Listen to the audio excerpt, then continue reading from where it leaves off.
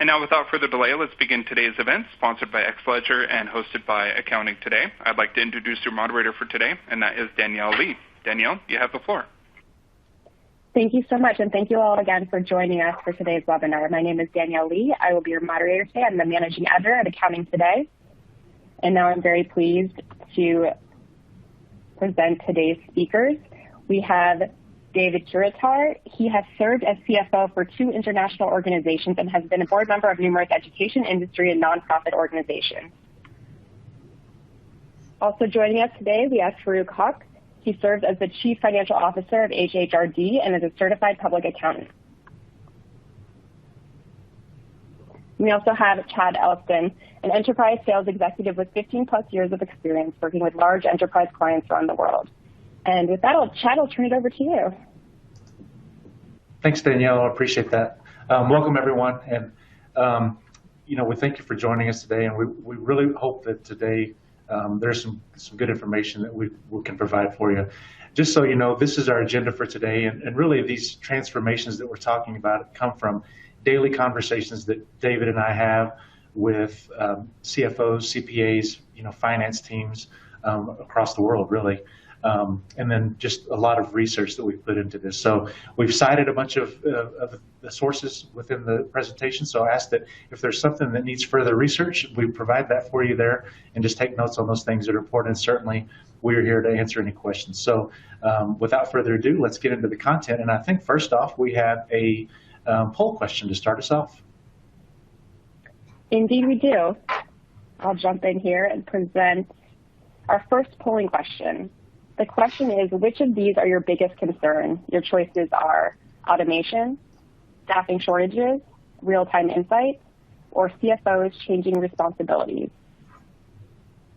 It looks like no surprise, staffing shortages is nearly half of today's attendees report that as their biggest concern, but the rest of these are also kind of equally concerning, right about 17 to 20% each for the others. So Chad, I'll turn it back to you. All right. Well, look at that segue. Our first topic here, the cost of inefficiency of automation and staffing. So, this wasn't planned, but this is, like I said, these are conversations that we have daily with people that are sitting in that C-suite at the CFO level, and then CPAs. So I'm going to turn it over to David and let him dig into the content because we've got some good stuff for you. Okay. Yeah, our first slide is today's state of staffing. So I think this fits perfectly with that poll. Obviously, according to PwC, 80% of CFOs concerned about employee turnover, and I think we might be in the perfect storm, which isn't great news. While so many CFOs are concerned about staffing, the ongoing economic concerns working through COVID is really creating the economic uncertainty where some companies are actually trying to cut costs and reduce investment in the accounting team. So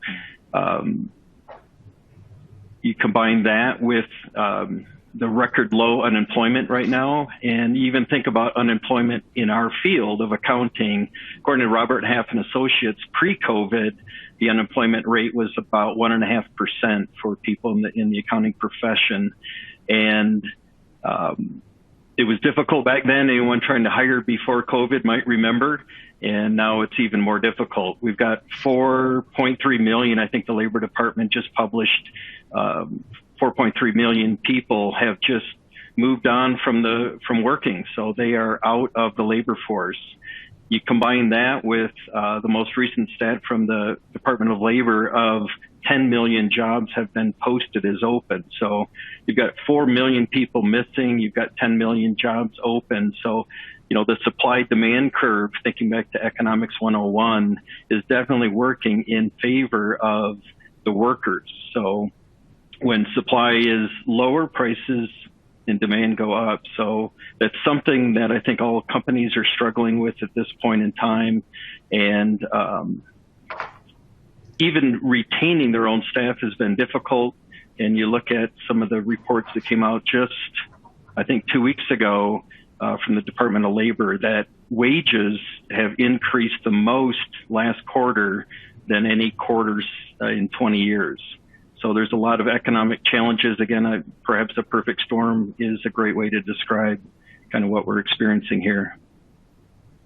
So with that comment, I pose a question.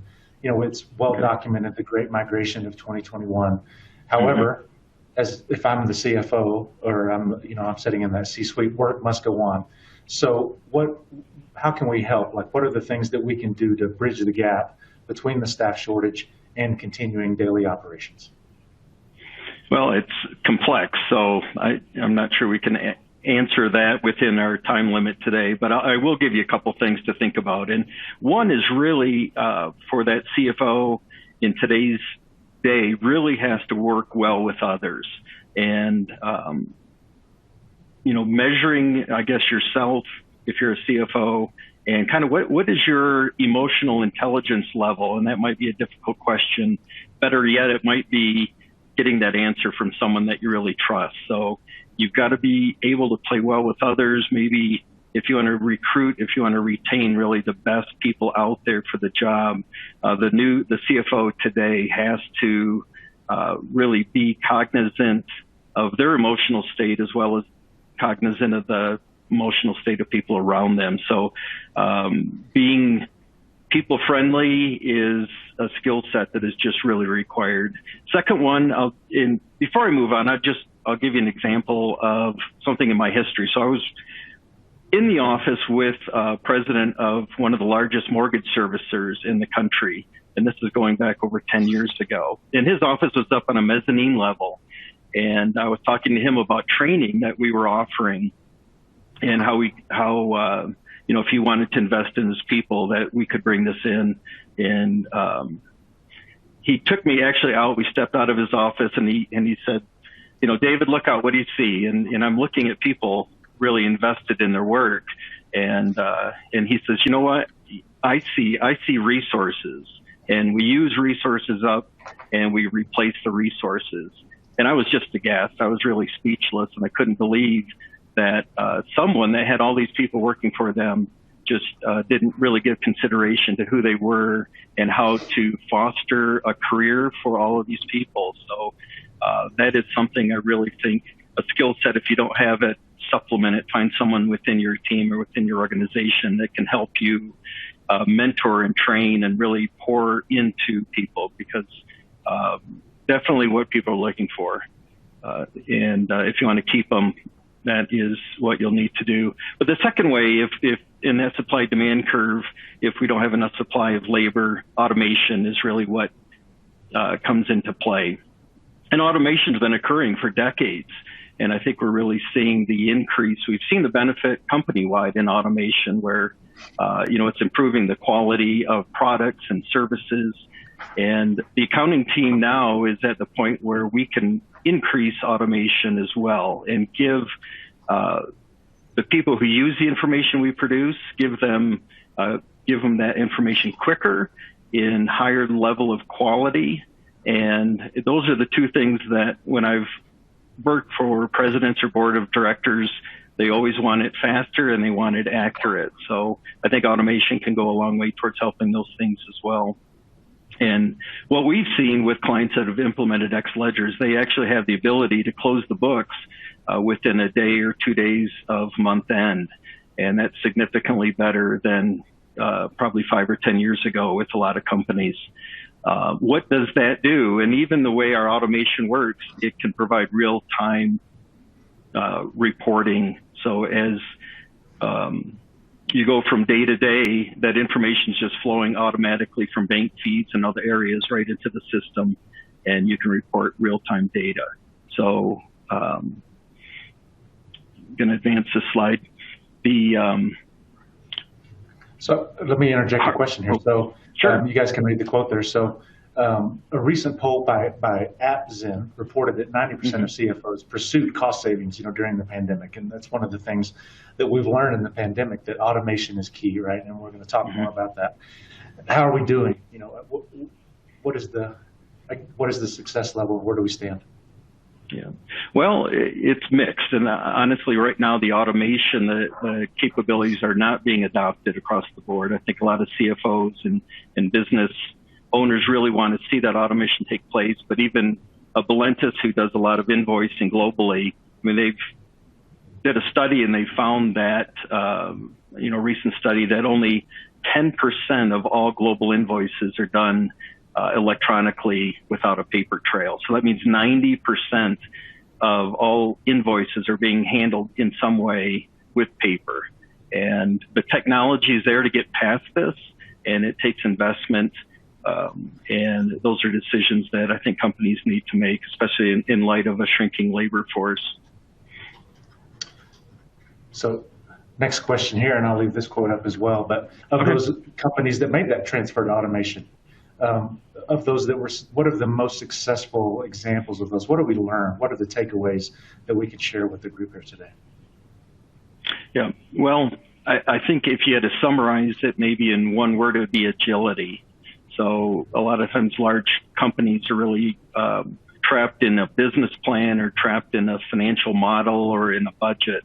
And I think the companies that have really shown some success through the COVID, and I think what they've developed internally, this agility has got to move forward for all companies if they really want to succeed. So, and what I mean by that, and there's a couple specifics I can give, might be contingency planning. So, business today could get interrupted, and with each one of those interruptions, you need to understand what the risks are and what's the contingency plan to adjust your business to be agile enough to shift and pivot to keep the business going. So we think about maybe supply chain breaking, and I know of businesses that relied solely on manufacturing overseas, and some of the supply chains right now are getting broken or pretty thinned out. You've read in the press just a lot of shipping stuck offshore, can't unload. So I've seen companies begin to pivot and try to bring some manufacturing back to North America, whether it's in the U.S., Canada, even Mexico, but to get that manufacturing here, and not necessarily all of it. They're just trying to duplicate that supply chain. So when they split it in half, some from Asia, some from North America, they're reaping some of the benefits of a cost reduction, but they're also, it's like an insurance policy that they will not be out of microchips if something happens in Asia. So that's what I'm really seeing, is just this agility, and coupled with the need to, with technologies, work from home. And I think that's obviously been on everyone's mind, but to digitize your workflows is just critical so that people with internet can work anywhere. So you've got to be thinking about cloud-based and software in the cloud. So records, software, everything in the cloud creates the most flexible process. Gotcha. So you've convinced me, right? Automation is important. And so let's say that I'm the CFO and I want to go out and evaluate for a solution. Xledger, we're an enterprise level, financial ERP platform. You don't just go buy one, right? So it's an evaluation process. It's a lengthy cycle of evaluation. What are the pitfalls? What are the things that I need to try to avoid? One of the things I would say is don't move too quickly. And I think I've had maybe pressed on people they need to move, and you do. But maybe the first step is really to do an analysis of what you need, and then start reaching out to providers, consultants that maybe operate in the space of the software you need. But take your time, do your due diligence. I made the mistake. I was CFO. We did implementation. Salesforce's CRM, and we needed the accounting piece. And I won't name the company, but we did a lot of due diligence and felt that the features and functions, everything we needed were there. And I erred because I didn't complete the due diligence, which is after implementation, what kind of support will I experience? And that was a critical error on my part, one that I wouldn't make again, one that I want you all to learn from my mistake. So, moving too quickly to get that solution could be an error. You're going to get married to a platform for probably multi-years, and if you pick the wrong one, that could actually set you back.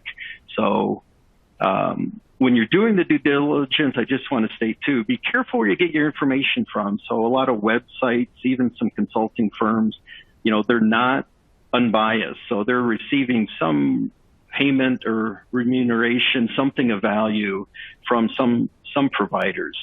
So my advice is you go right to a user of that system and really have a good heart-to-heart with someone who's already on that platform and see what their experience has been, both from the function but also the service. The support, I think, is really critical for a long-term success with automation. So the other thing to think about real quickly is the staff. If you start automating very manual processes, your staff, you're going to need probably someone at a higher level to bring higher level of value. So you're probably you may not be able to take someone that's used to manual data entry and move them into an analyst position. So just be mindful of that. If you start automating, it could be a shift in your hiring strategies there. And the last thing I'll just say is not measuring return on investment. So sometimes people implement something, an initiative, a software, hiring someone, and they don't take the time to revisit that. And was that a good decision? Learn from that,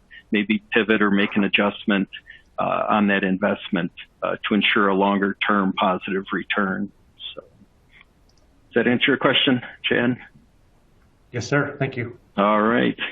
So we look through, with this slide. So I think the goal of so many people is automation. And one of the ways that's occurring is taking a core software application and doing a lot of connectivity, kind of soft integrations with it.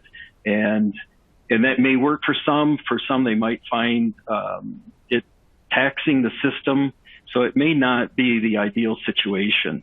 And I know one of the things I talked to, I do know a lot of people in the CFO role, controller, senior accountant, are spending way too much time with Excel, trying to manipulate the data to get out the information that they want. And I think anyone that does that, you already know all the inherent risks in doing that. So actually, I know somebody who in the past has done that. So I want to ask Farouk a question. So Farouk, does this look at all familiar to you? And if so, how has the system that you operate kind of evolved since you became CFO and since you implemented Xledger ERP system? Yeah, thanks, David. When I see this slide, it really brings back a lot of bad memories. I mean, we are an international nonprofit with 7 subsidiaries, each one with a different functional currency. So we each had our own different chart of accounts. When it came to consolidation, it was just a mess. We were using QuickBooks Online, and we were trying to gather all this data, report it in US dollars, and it would take weeks. And there was a lot of manual errors that we would find throughout the process. We'd have to backtrack. So it just took way too much time. When we switched over to Xledger in 2017, that whole process just went out the window. We were able to automate it. We switched to one main chart of accounts with a few minor differences for each subsidiary. We were able to consolidate with the click of a button, even though we all had different functional currencies. So Xledger really came in clutch there. Okay. Well, thanks for sharing that. And Farouk, I wanted to ask you a question too. And because you've, managing being CFO for so many years, I know you've been through staffing ebbs and flows and automation that you've been working on that since, 2017 is when we got to know you. But tell me a little bit, give me an example of how automation and staffing, how that's come together for you. Yeah. And before I answer that, I will say that we're a small organization. We're just starting to get through automation. As you mentioned earlier, David, it's good to take your time and try to find the right solutions. And that's where we're at right now. But One major example that I have for automation is we're a small finance accounting team, and one of our key staff members had left in the middle of the year, and we were just starting our audit process for the previous year. And but when he left, we were able to pick up the slack with automation. We were able to automate some of those processes that he was working on. And we're just starting, as I mentioned earlier, and we're slowly taking a step forward in this process. And as we move forward, we're starting to see more opportunities for automation.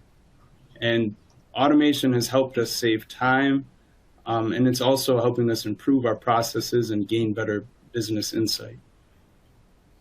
Great. Well, I appreciate you sharing that. And, being from technology, it's great to hear such a positive story where automation is really coming in and being a positive influence in an organization and a great tool. So I'm glad to hear that from you. All right, well, we're moving on to the next number 2 bullet point, and we're going to talk about real-time insight for financial decision makers. David and I presented this live in a webinar as well, more on data. And really what we learned was that, there's a thirst for data out there among, decision makers in the finance world. But one of the things that we really need outside of just that data is the insight and what is the story that it's really telling. So we want to talk a little bit about this in the next segment. But before we do that, we like to have a little fun here. So we've got a video clip for you, and we're going to watch that. And then after that, I believe we have a poll. We've done it, sir. If we stay on this pace, I think we'll finish on time. I think we should keep going, make the office even more efficient. Sir, are you familiar with the story of Icarus? He didn't know when to quit. He flew too close to the sun, and his wax wings melted, and he died. Are you familiar with the story of Moneyball? A man uses statistics and logic to win several baseball games. It's my favorite film. The statistical analysis. It's so beautiful. This office is becoming a powerhouse of paperwork processing. I'm flying high, Sergeant. And I'm never coming down. I'll jump right in here. Which stance does your organization take when it comes to efficiency? So based on that clip there, are you more of a halt, more efficiency all the time, or a Terry, slow but steady? So you have 2 choices here. I'm sure we have some Brooklyn Nine-Nine fans tuning in. So which stance do you align with more? Choices are Holt or Terry. And it looks like that Terry edges out Holt just slightly. So kind of even split there. Turn it back over to you guys. All right. All right. Well, thanks for that. That was a closer vote than I thought it would be. So I appreciate you guys participating. It kind of gives me insight into the audience today. So, and there was neither wrong answer. So I think balance is the main goal for everyone.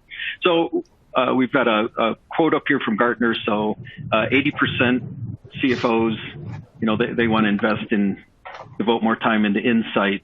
And one of the ways that they want to do it, according to Graham Thornton, is really to invest in automation, in AI, in business intelligence, and they're hoping that those tools, once implemented, are really going to help them provide that greater insight into their company. So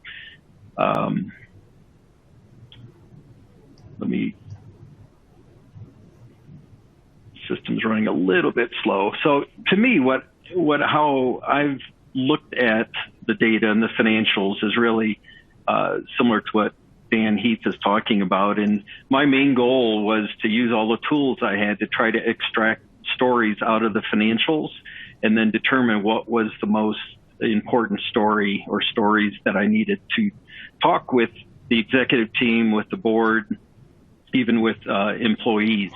So that is how, what I was doing kind of manually and intuitively, I think you're going to see very soon.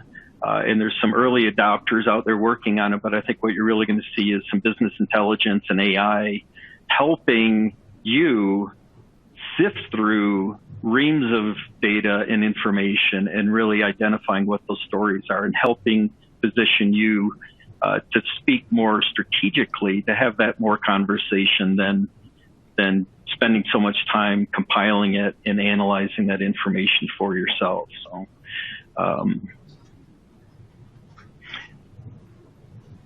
So CFO Insight Priorities. So this was a result of a poll taken of CFOs, and some of the priorities that they have: real-time dashboards. Dashboards have been around for a couple decades at least, and right now I'm just sensing that they're starting to get used more. So there's a matching better now than ever of the data in the dashboard with the user, the viewer. So sales sees sales, operation see operation, and that's just critical. So the remote cloud workflow is critical, especially what we learned in COVID.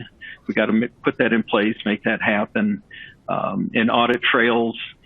Paper is leaving our environment, and having electronic audit trails that you can use internally auditing, or having even your external auditors be able to access remotely, not coming to your office anymore, that they can have access and insight into your system. They can see all the electronic footprints in there. Inquiry process really speaks to the data, and for instance, our system really has 4 main different reporting features, like dashboards, standard set of reports,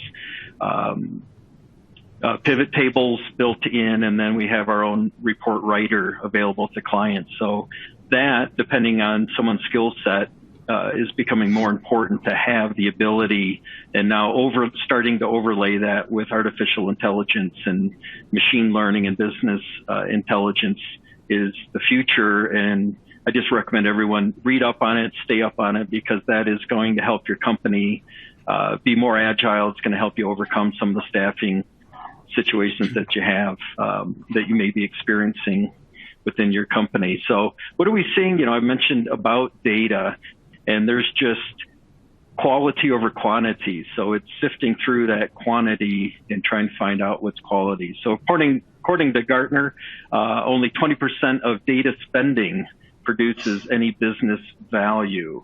And I mentioned before that the vast majority, about 90% of CFOs want to invest in data and in the analytics. We're only getting 20% value for that spend.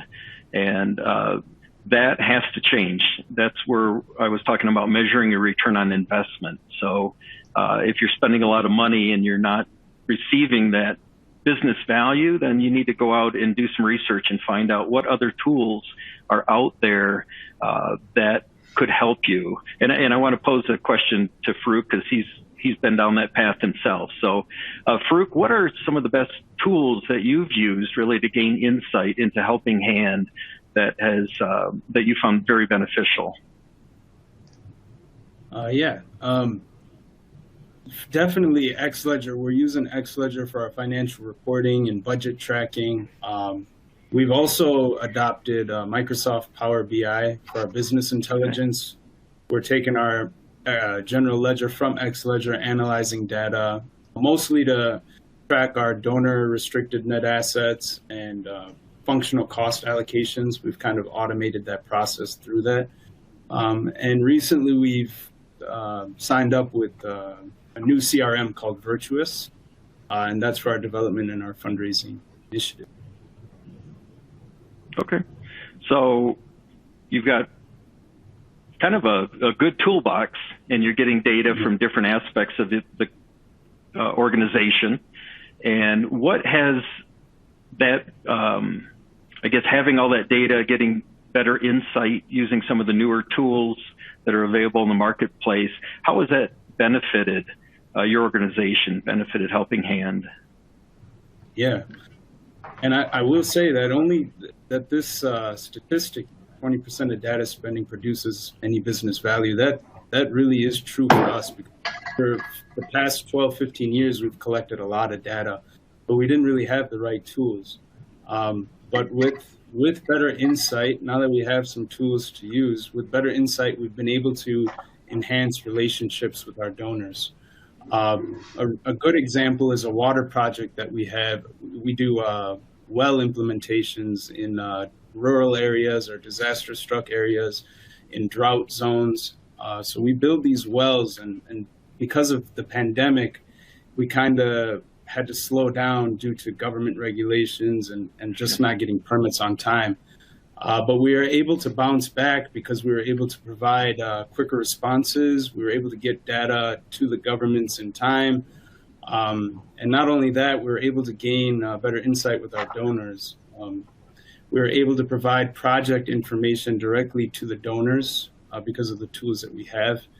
And we found that our major donors, once we were able to report back to them, they were enabling us to help more people. They were donating for more causes. Okay.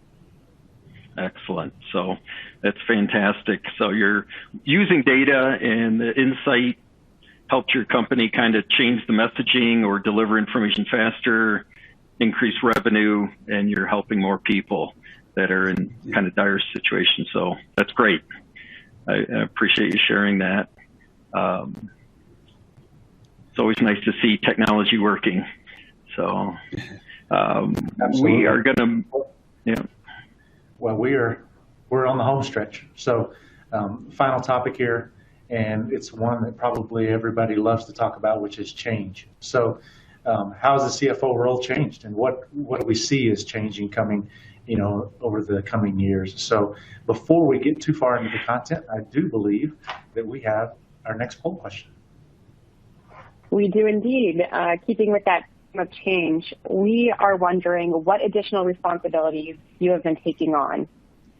Your choices here are security, operations, technology, or other. Oh, looks like nearly half of our attendees say they've taken on technology responsibilities, not too surprising. Also operations and other are also popular. I'll turn it back over to you guys. Okay. Thank you, Danielle. Yeah, I'm not surprised at all with that headline. And so this trend's been ongoing for quite a while, where kind of the operational aspects of the business and the oversight may be done by a CEO or COO, and the CFO are now, they're kind of getting blended together. And I think a recent poll, I can't remember who published it, drawing a blank on that, but basically the ratio of CFOs that hold a CPA credential has trended down literally for decades, and it is now down to 36%. So nearly 2/3 of all CFOs no longer hold that CPA credential. And that's pretty startling. And when I read that, it gave me pause. And then I thought, well, why is that happening? And, if you Google that, I've got, I think you'll find some articles and research along that line. But I think if we boiled it down, what is happening, in the past, generally the CFO has been responsible for, making sure that money's flowing through the organization according to the budget, and, making sure all the compliance, everything's being spent in compliance, and the record keeping and the tax, everything is buttoned down. But now, and I think this is why the CPA credential is becoming less valuable, is because businesses are looking for that CFO office to bring more to the table. So, and I think we've seen that happen. I think we've seen a lot more CFOs being brought into that strategy discussions, being brought into the boardroom, almost on par with the CEO. And I think that is going to continue. I think that trend is a strong trend, and it's going to continue. So what does that mean for CFOs right now that might not be thinking of what the future would look like in addition to what they currently have on their plate? And I'm just going to put up a slide right now that shows a little bit about some things to consider. So we looked at that poll, and we saw that the vast majority were technology related responsibilities kind of hitting your plate. And I think that's going to continue. So, if we look at crisis management and technology, the top two. So how often is ransomware a crisis that's combined with technology? And so we've got, capital there's a lot of money out there if your company needs capital, hopefully not to pay ransomware, but if it needs capital to grow, maybe to buy technology, that's going to be a CFO involvement there. So there's some new things out there, crypto, blockchain, smart contracts. If you don't know what those are, how they're used, how they will be used, I just really recommend that you spend time and invest in learning more about those. Talked a little bit about supply chain before. All I can say is replication, diversification can really help overcome some of those risks there. And then being abreast of the political winds and the current events, like within COVID itself and the mask mandate and the, safer at home. And I think the most recent one right now is the COVID vaccination. Can you come to work without it or with it? And some of the example airlines have been in the news. So you really need to understand what's happening from that level and how it's going to impact your business, as well as outsourcing and working with a company now that's not unique. I've talked to a lot before, but they've got thousands of employees, tens of millions in size, and they basically have been taking away various support services out of the company. And by that, I mean they're outsourcing IT, they're outsourcing, some of the accounting function and other functions, marketing that are not their core business. So it's enabling the founders of that company to really focus on what they do best, and that's providing a specific product and service into the marketplace. And they're no longer distracted with all of the other distractions that come with trying to operate all these other departments. So just keep in mind that is something that is growing, and to be mindful of that. Macroeconomic trends, just really quickly, I mentioned some before. The CPI came out, and I think our inflation now is highest it's been on a monthly rate since 30 years, like 1991, I think. So most of our careers, and most of my career, having been at the CFO level, has always been in the declining interest rate environment, always been in the declining or flat inflation. So the people who dealt with that were executives back in the 1970s and 60s. So there's really not many people left in business that have had to deal with these things. So these are all new, and they're thrust upon us right now. And I really recommend, if you want a seat as a CFO, really in that strategic discussion, these are some of the bullet points. Really, I really recommend that you spend some time investing in learning to get up to speed to have those conversations. So if you this is my last appeal, I guess, but recommend that you do kind of a self-analysis. And if you've been in strategy sessions, you might have heard the term SWOT analysis. So analyzing strengths, weaknesses, opportunities, and threats for your organization. So my recommendation is to do it for yourself. And once you analyze those 4 things for yourself in your career, then develop, like you would for business, the strategy, the strategic plan for yourself. And how are you going to play on your strengths? How are you going to supplement your weaknesses? And supplementing those weaknesses, there's so many different ways to do it. One way I found successful is when I found a weakness, I would hire someone in my team that would supplement that weakness. And that was pretty effective. So that's one thing I would recommend you do. If you don't have a mentor, find a mentor, and preferably if you can find a mentor who's been down this path, someone who's dealt with maybe some of the technology changes, someone who is an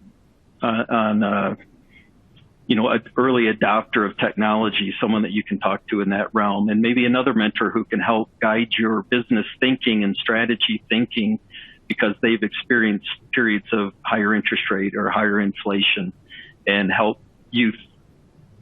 You can learn from their mistakes and learn from what was successful for them. So in short, I guess, just learn if you want a seat at the table and not just be relegated to producing data.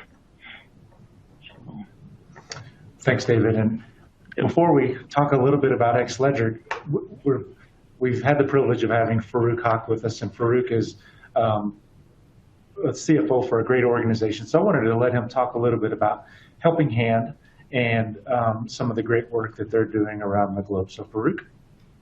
Yeah, I appreciate that, Chad. And I know that we're short on time, so I'll keep this short. I mean, there's a lot I could say about this organization. I've been with Helping Hand for over 10 years now, but there's two projects that really stand out to me. One was the water initiative, which provides clean water to our beneficiaries. That one I already spoke about briefly, but another initiative that I absolutely love is our orphan sponsorship project. We've been doing it for over 12 years now, and we're starting to see the impact that this is having in the communities we serve. And we're able to gather data to see how things have changed because of this project specifically. We're helping children in disaster-struck areas get a better education, which leads to better opportunities. So I'll just mention that and keep it pretty short. Very good. Well, we appreciate you with us, and we appreciate you as a customer, and we look forward to a long-standing relationship with you and your organization. Yeah, Xledger has been very helpful. The services Xledger has provided. You guys had mentioned customer support before. I think David touched on why customer support is so important. And I just wanted to mention this real quick, Chad, that the support that we get from Xledger has been helpful. You guys have really worked with us to better ourselves, really. Thank you. Well, we appreciate that. So Xledger, who are we? Why are we here presenting to you guys today? Well, Xledger, we are a global organization. We have 5 offices around the world. David and I are on the Xledger team, and we happen to be here at our U.S. office, or I call it the Office of the Americas, here in Colorado Springs, Colorado.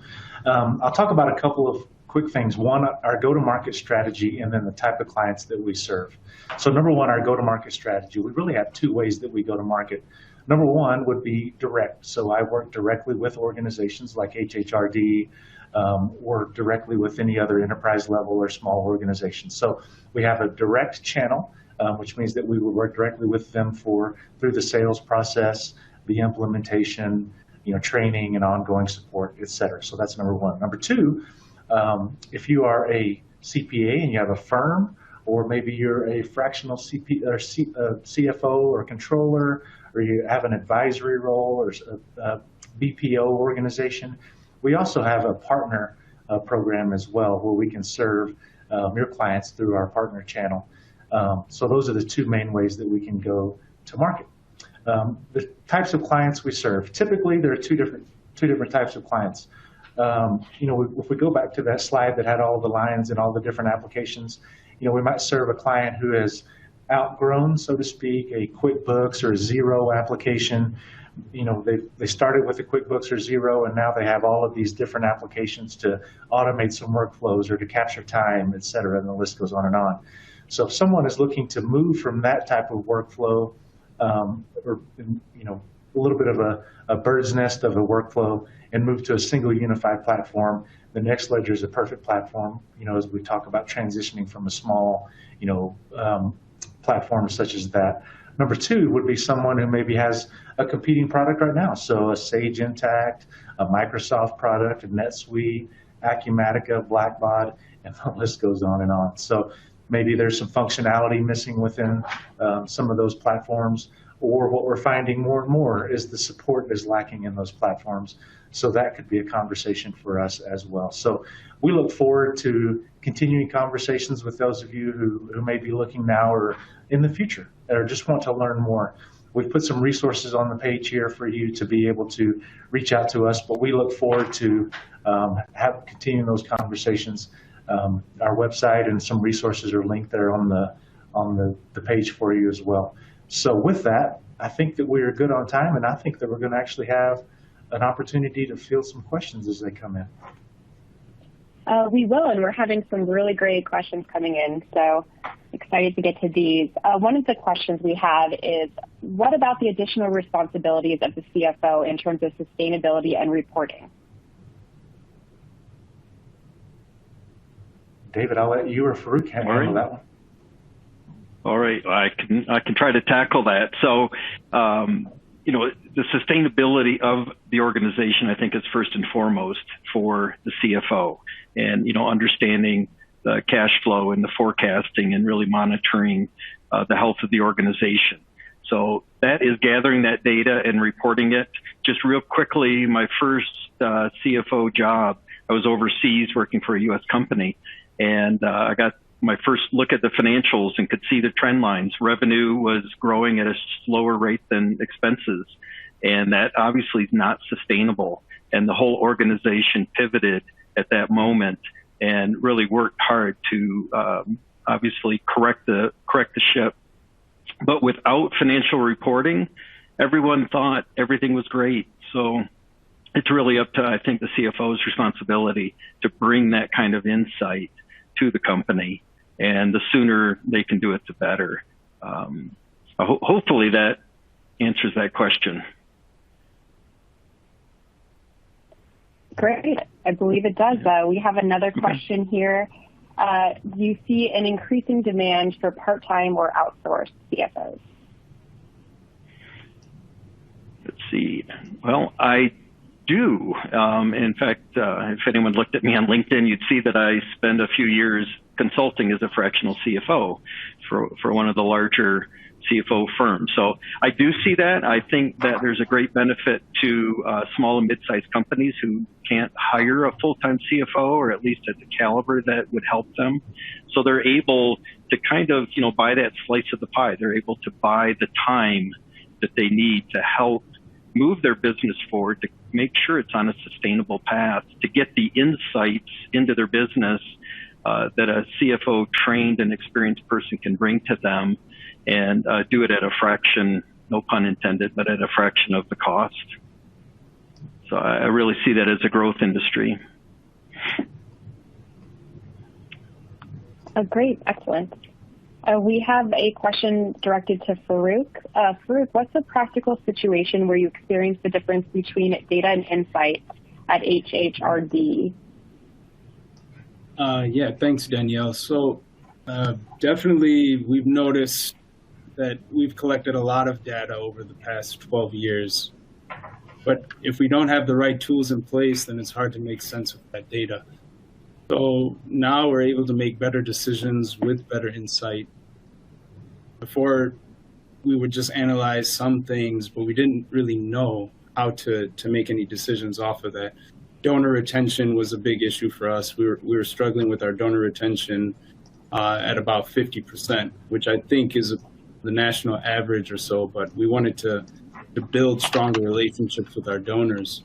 And now we're starting to figure out how we can take that data and make meaningful decisions from it, which increase our revenue stream, cuts fundraising costs, and improves our relationship with donors. Looks like we have time for just probably one final question here. What is the typical size of organization that your product supports? I'll take that one.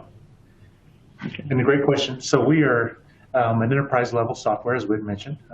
So our platform, quite frankly, can support all sizes of organization, whether it's through our direct channel, which could tend to be an enterprise level and up. So, it could be revenue based, it could be just overall processes based. But from an enterprise level, it's hard to determine, really, because we like to dig into the processes and some of the complexities of those processes to determine. But if we can't serve through that direct channel, we have our partner network that we can also serve some of those smaller organizations through. So to answer the question, really, it's the full gamut, whether it's a small, medium-sized business all the way up to, a Fortune 100. So very scalable platform designed to serve all organizations of all sizes. Yeah. Great, thank you, Chad. Lots of flexibility there. So with that, we're reaching the end of the hour, so I want to make sure we get all of this contact information up on the screen. For any follow-up, here's the information for all of today's great presenters. I want to thank you all for a great presentation. I also want to thank everyone for joining us today. Thank you all. It's my pleasure. Thank you. Thanks, everyone. Thank you.